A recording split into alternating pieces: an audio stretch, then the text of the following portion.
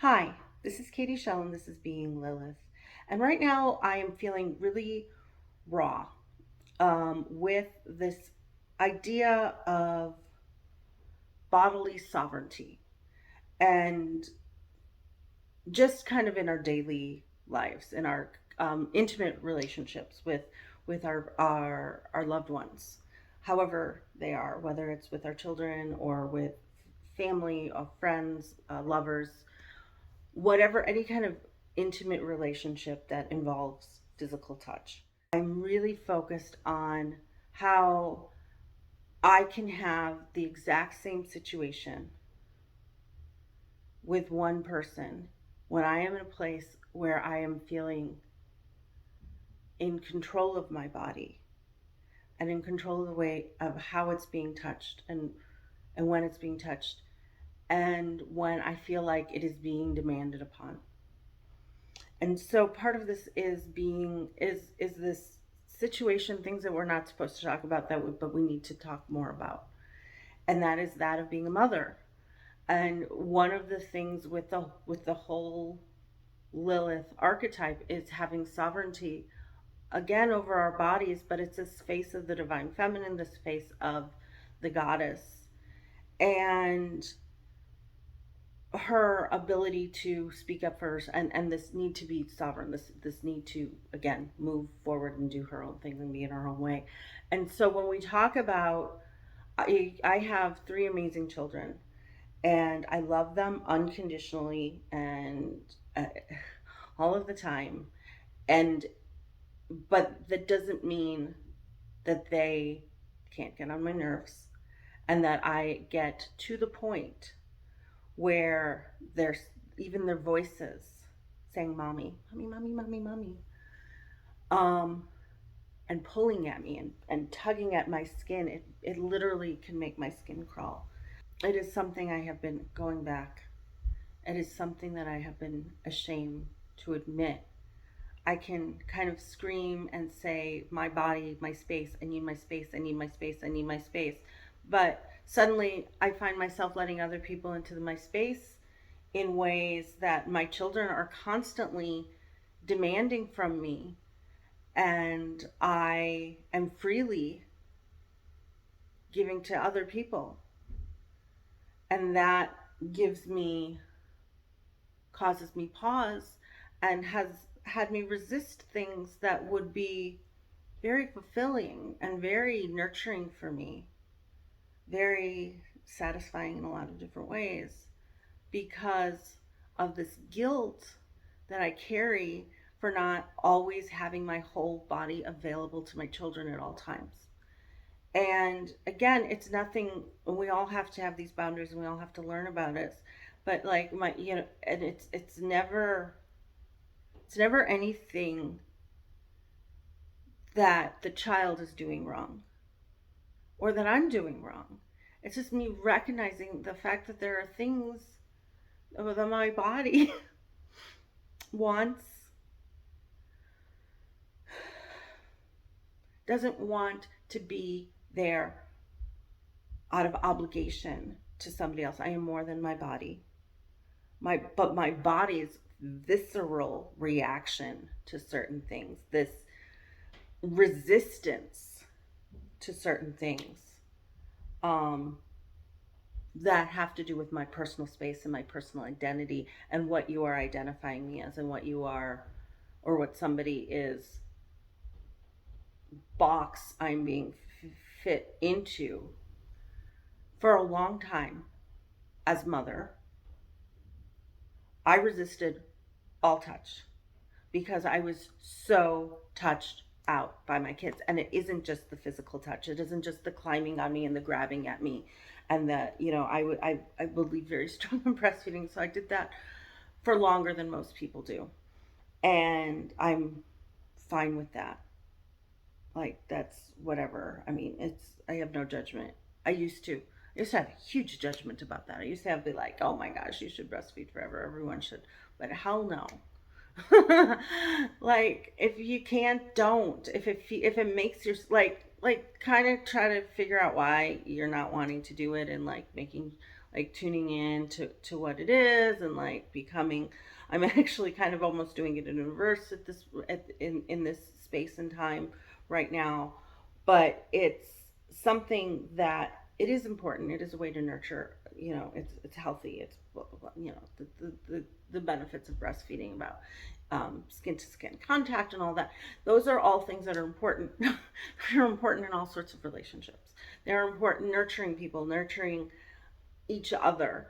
And because I was so touched out and so repelled by physical, because it was always being demanded of me, because it was not on my terms. It was something that I had to do in order to be a good mother, in order to be a good woman, in order to be these things that had been placed upon me, these things that had been, in order to honor the divine feminine, in order to be a goddess, like, you needed to use your body, you needed to birth from your body, you needed to feed from your breast and birth from your body, and then you had to also honor yourself as a sexual being and give yourself to others in order to enjoy that. And that was out that was numbing towards me. It was what the thing that pushed me between numb and anger. It was the thing that disconnected me from my body, because it was everyone else's body. I remember dancing once. I remember at this dance, and I wanted to get my heart closer to the floor. I wanted to feel my heart up against the earth, because I wanted that nurturing. I wanted to be mothered. I wanted to be nurtured. I wanted to be taken care of. I wanted to feel that unconditional love, and support. And I laid on the ground, and my breasts I couldn't do it. I couldn't, and it was like I hated them in that moment, and I'm just like, I just want to cut them off and be done with it, because that is my entire identity. That is everything that I am. That is everything I am to everyone else, whether it was my husband or my children. That was everything. That was all anybody ever wanted, was my breasts. And I turned into this, and it turned into this hatred of all of it, of having to give myself to these people that I loved, because it was something that they needed, and something that connected me, that allegedly connected me deeper with this goddess energy that I'd been told or explained, and it was nonsense, and it was bullshit, and it is taking me all of this time, and I'm not even recognizing it. Like, I'm sitting here trying to teach goddess, to love the goddess, to love the divine mother, to honor the divine mother and all of her parts and all of her pieces, and I am denying the fact that these are all parts of me, and that there's this rage that is coming from my Lilith of needing to be sovereign, that has been pushing me away from being fully present in the way I desire to be, in the way, because I have all of this guilt for not giving myself when I was supposed to, not giving myself when somebody wanted me, or because I gave so much of myself that there was nothing left for me to enjoy, and there was nothing left for me to experience other than putting myself in a box to keep everyone else out, which is why I am not, which theoretically was why I moved into my own apartment, but that's not what happened. That's not what happened. Within weeks, less than 2 weeks after moving into this protective box that was supposed to keep all of these things out, that was to keep me safe, that was supposed to keep my body sovereign, suddenly someone shows up that breaks all of the rules that I had set for myself, and continues to, in amazing, glorious ways. And then I have to go back and think all of these things and reopen and it reopens all of these old wounds. And then I am with my children, and I am more present most of the time for them.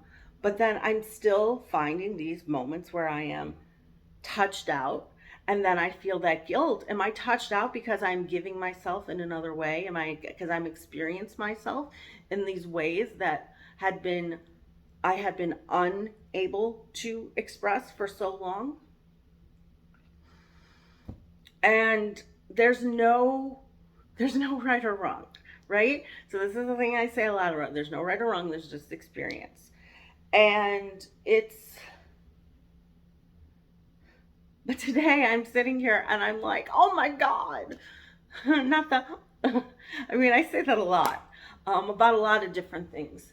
But it's just this, and this morning I think some of the things that is really powerful about what I want to do with these Lilith videos is again exposing these raw nerves that push us to rebel and say and literally, like, what did Lilith do? She sprouted wings and flew away because she didn't want to be submissive to Adam.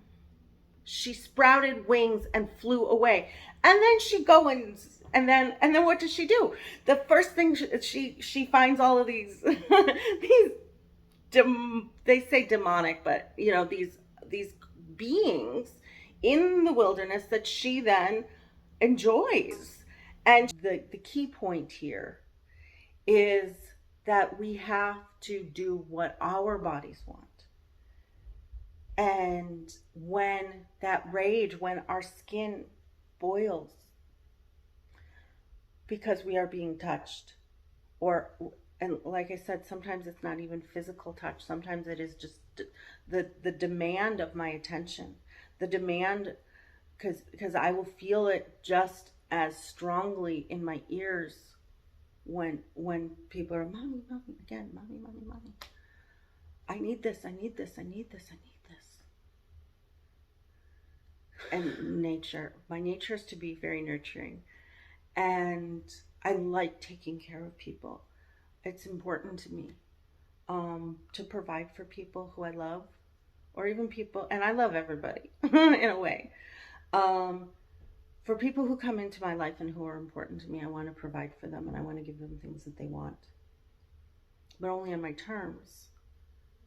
And these experiences that I've had over the last, everything, you look at a few days as a microcosm, and then you look at a month, and you look at a year, and you look at 10 years, or 15 years, and 20 years.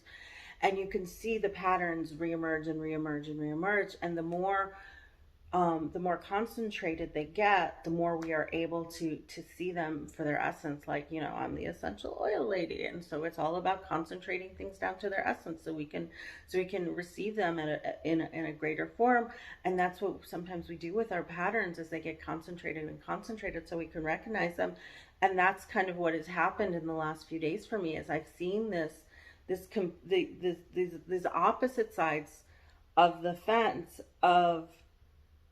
and my completely opposite reaction to them, and feeling guilt. And this guilt, it's the guilt.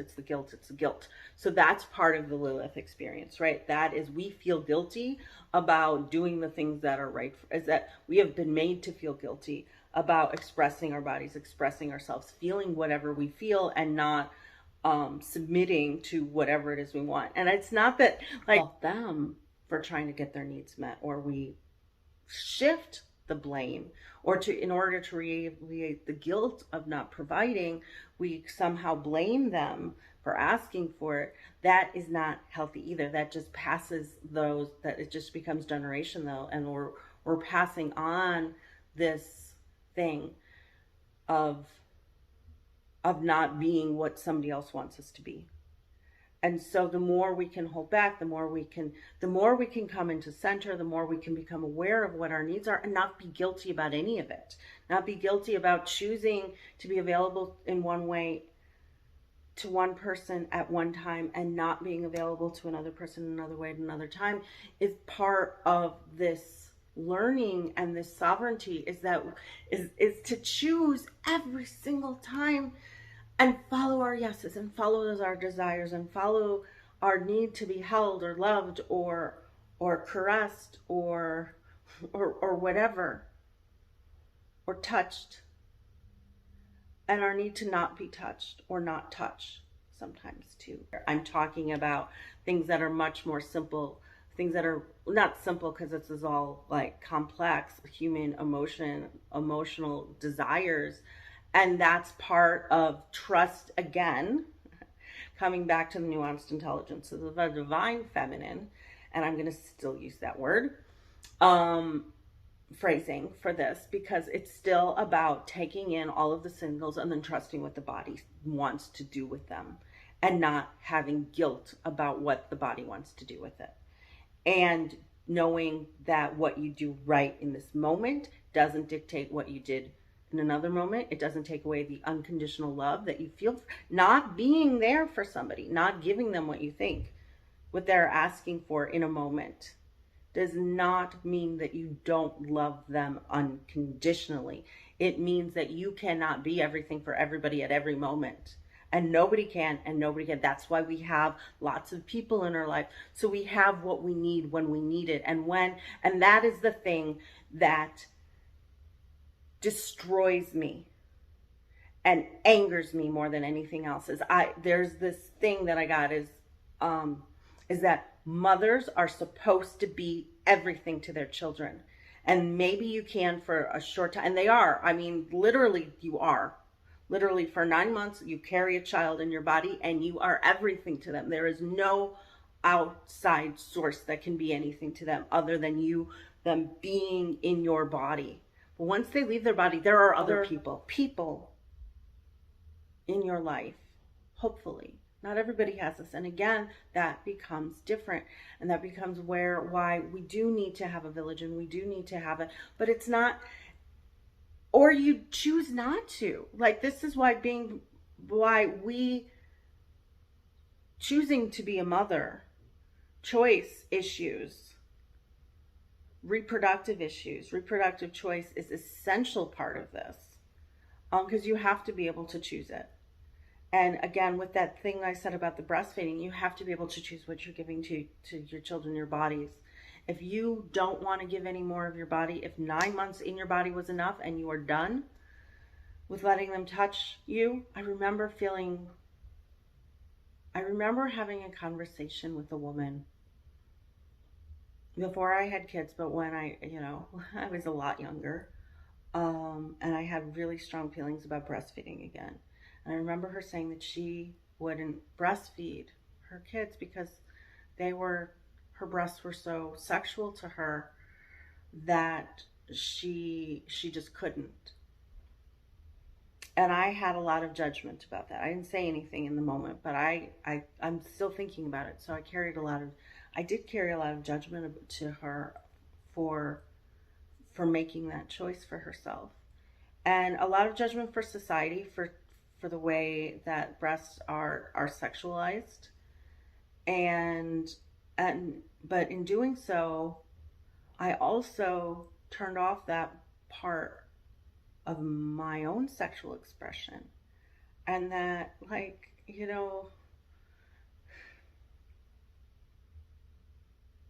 it's okay. And I have come to the realization that we can hold all aspects of the mother, of the great mother, because we represent her. I look at my own body and I always think, my body looks like that. It looks a lot like the Venus of Willendorf. I think I've got a little bit more details and a little bit more going on, but that's not the point. It's that fullness that is associated with fertility and abundance, and that and the Mother Earth is able to provide us of everything. And so the mother's bodies are supposed to be able to provide us with everything. But just because they can doesn't mean that they have to. And we can honor that all of that is there and all of that is available, but it's only available when you honor it and you appreciate it. And the desires come. I'm not going to get into. I don't ever want to um, chastise people or shame people for any sort of anything, any sort of feelings that they have, desires, those kind of things. So I want to be careful about saying, well, if you check off these boxes, it's okay, and if you check off these boxes, it's not okay. So I have to be. My Virgo brain really likes to do that. And it's something I'm trying to get away from. But it still becomes, what does the mother want to give? And the mother, the great mother, our great mother Earth, sometimes doesn't give us what we want. I'm in Phoenix in July, and it is 115 degrees outside, and I would very much like the Mother Earth to rain, to cool down, to let me go outside and enjoy myself instead of sitting in here in my darkened apartment, my darkened little box, staying safe from the weather. But that's not what she's doing right now, because you know what she has to do? She has to heat it up to bring in the rain. She has to be dormant. She has to cool things down, and then the rain comes, and then the things grow, and it's a cycle. And all of this is about, and that's another part of it, is everything moves through cycles. And I really promise I'm going to make a whole course about cycles. It is developing. And I think I actually have a collaborator on that, so I'm very excited about it. But that is the direction that is something I want to make available, and I think it's really important, is recognizing those cycles. But again, that's kind of a side note. The thing is that our mothering, this mother energy, this great mother energy, comes through us as women who are. But if we demand it, it's just like what we do. It's the same thing that as humans we have done to the earth, where we try to control the physical planet, and we try to control it, and we say, well, I need food right now, and so we farm in ways that are unsustainable, and then the earth's body dries up in that area and can't continue to nurture us, because the ground is no longer sustainable, because we were not honoring the ground the way it was. We were not honoring its cycles to make sure, because what happens, in natural environments, things live, they die, they decompose, and then there's a variety of things growing in one area, and there's this symbiotic relationship, and there's ups, there's downs, there's cycles, there's all of these things, and we have to recognize that, and in the mothers in our lives, that they have, and that we as mothers, and we who hold that energy of the divine feminine have those cycles too. And sometimes we are not going to, and if we have been taken too much, we're not going to give. But when somebody shows up and says, I'm going to take care of you, not even I'm going to take care of you, but I'm just going to appreciate you for what you are. We don't need to be taken care of. It's not so much that we are looking to be, well, there's, again, all sorts of different things. But when we are seen as whole and as sovereign, it's amazing what we're willing to give. But when it is demanded upon us, it's over. And that's when my skin crawls. And that's when I have to run away and sprout my wings and go to my box. So, thank you so much for joining me. Hope is health. Please like and subscribe and comment and share. And I will keep this conversation going for as long as I keep on being activated, which does not look like it's going to end anytime soon.